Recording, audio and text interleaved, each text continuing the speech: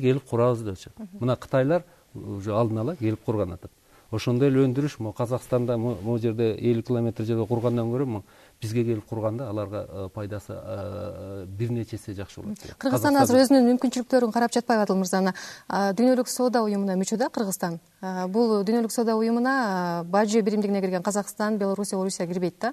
Анан Кыргызстан бул жакта түзүлгөн келишимдерден да кайра карап чыгыш керек деп серепчилер айтып жатышат да. Буга канча убакыт кетет? Анан бир карама-каршылыктарды жаратпайбы? Буга да мындай бүткүл дүйнөлүк соода уюму боюнча ал жердин баягы жоболору боюнча башка бир регионалдык союзга кирүүгө эч каршылык көрсөтүлгөн эмес, да мүмкүнчүлүк кире алат деген. Биз Бажы союзуна кирүүгө толук кандуу мүмкүнчүлүгүбүз бар. Бирок бүгүнкү күндө бизде орточо тарифтин өлчөмү 5,1%. Бүткүл дүйнөлүк соода уюму боюнча биз 7,7ге чейин көбөйтүүгө мүмкүнчүлүгүбүз бар. Сүйлөшпөй эле. Бирок эгерде биз Бажы союзуна кирсек, анда Орусиянын тарифине жакындаганга мүмкүнчүлүк болуп калат да, 10,5 болуп. Ошондо мен жана айтып кеттим эле, ошо 10,881 товардык позиция бар. Ошонун бүгүнкү күндө 34% бирдей. 21% биз көтөрүүгө мүмкүнчүлүгүбүз бар. Ошондо 55% эч ким менен сүйлөшпөй эле көтөрүүгө мүмкүнчүлүк бар.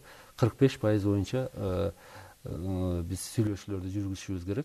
Дагы бир статистика.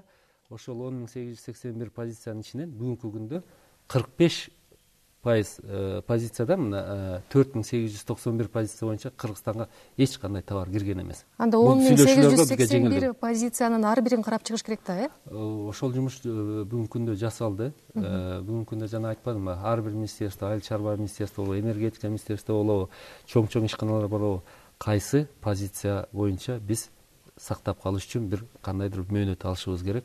Ошол позиция бизде бар. Бирок ошол учурда бир катар экономисттер да, алардын арасында Акылбек Жапаров, Аскар Бейшимов дагы айтып атат да, эгерде биз Бажы биримдигине кире турган болсок, анда дүйнөлүк соода уюмуна компенсация катары 1,5 миллиард доллар төлөп беришибиз керек депчи. Бул жөнүндө дагы биз көп жолу айттык, андай баягы требование жок. Мисалы акча төлөп бериш. Алар кайдан албайт атышат?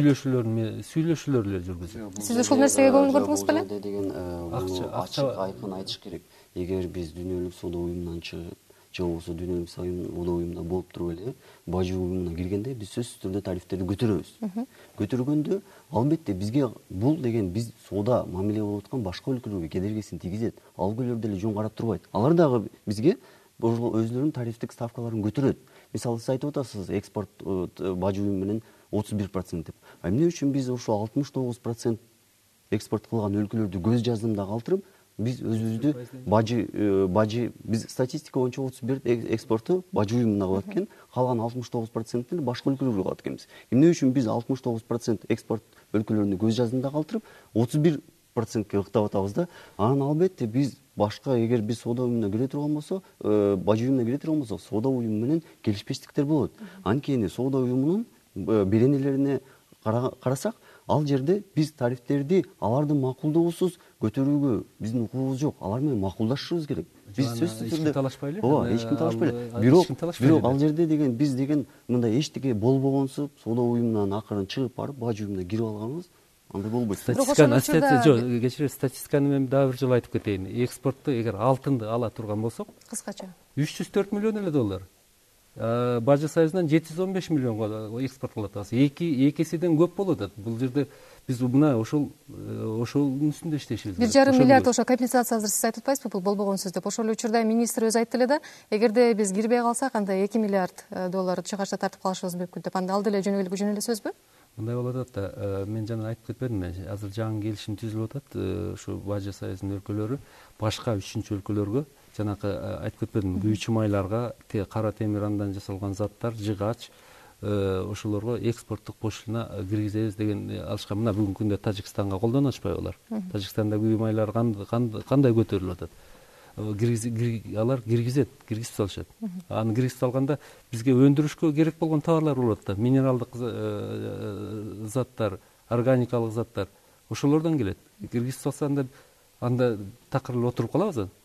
Мен айтып аткан жокмун, жалаң эле кирсек эле бүт бардыгы жакшы болот деп. Терс жактары да бар. Бирок биз элекке салып көрүшүбүз керек да. Кайсы жагы көбүрөөк, оң жагы көбүрөөкпү, терс жагы көбүрөөкпү? Кирсек, кирбесек.